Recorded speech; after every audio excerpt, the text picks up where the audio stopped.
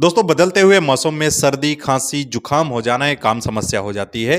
ये किसी को भी हो सकती है, लेकिन ये ज़्यादातर प्रॉब्लम बच्चों में देखी जाती है और बुजुर्ग पेशेंट्स जो होते हैं उनमें देखी जाती है, क्योंकि इनकी इम्यूनिटी जो होती है काफ़ी वीक होती है।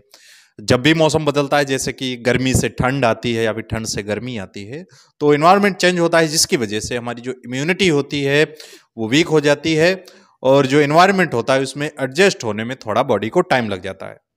तो इस कंडीशन में बैक्टीरियल इन्फेक्शन और वायरल इन्फेक्शन होने के चांस बहुत ही ज़्यादा रहते हैं। अगर बच्चों में समस्या हो जाती, जैसे कि आपने देखा होगा ठंड बहुत ही ज़्यादा बढ़ रही है, बच्चों में काफ़ी प्रॉब्लम हो रही है। बच्चों में जैसे कि कोल्ड डायरिया बहुत ही ज़्यादा बढ़ रहा है, निमोनिया बढ़ रहा है, चेस्ट कंजेशन जैसी प्रॉब्लम हो रही हैं, बहुत ही ज़्यादा बच्चों में खांसी आ रही है इस समय।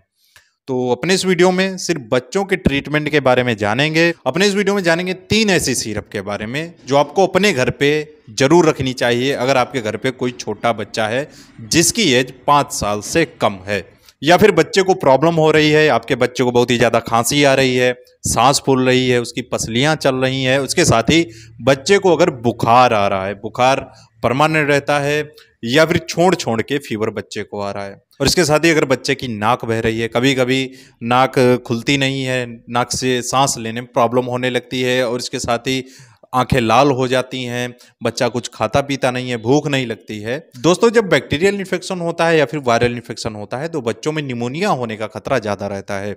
ये जो ड्रॉपलेट्स होते हैं वायरस के एक से दूसरे में पहुंच जाते हैं। मान लीजिए अगर घर में किसी को हो गया है सर्दी, खांसी, जुकाम, उसकी माँ को हो गया है, बच्चे की माँ को, अगर मान लीजिए उसके संपर्क में बच्चा तो रहेगा ही हमेशा, और जो ड्रॉपलेट्स होते हैं नाक से निकलते हैं, छींकते वक्त निकलते हैं, बच्चे में भी ट्रांसफर हो जाते हैं, जिसकी वजह से बच्चों में निमोनिया या फिर इन्फेक्शन होने के खतरा ज़्यादा रहता है।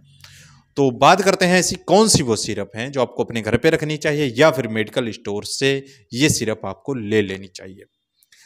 दोस्तों, इसमें जो पहली सिरप होती है वो होती है एंटीबायोटिक सिरप। जो मैं सबसे ज़्यादा रिकमेंड करता हूँ पेशेंट्स को एंटीबायोटिक, वो है एमॉक्सिसिलिन पोटेशियम क्लोराइड, जैसे कि मॉक्सिकाइन सीवी आती है या फिर एमॉक्सी सीवी आती है, एमॉक्सिक्लेव आती है। सिरप ड्राई फॉर्म में आती है, इसके साथ में वाटर भी आता है, इसको मिक्स करना होता है। अगर कोई बच्चा 1 साल का है तो उसको 3 ml सुबह शाम देनी है।